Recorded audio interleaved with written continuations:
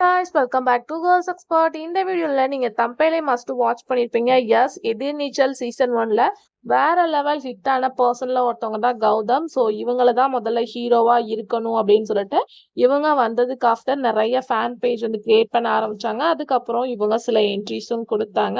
So இப்போ ட்ரெண்டிங்கா போயிட்டு இருக்க ரீல்ஸ் யார் அப்படின்னு சொல்லிட்டு பார்க்கும்போது அவங்க நம்ம ஃபேவரட் எதிர்நீச்சல் கௌதம் தான் அப்படின்றது எத்தனை பேத்துக்கு தெரிஞ்சிச்சு அப்படின்னு சொல்லிட்டு தெரியல.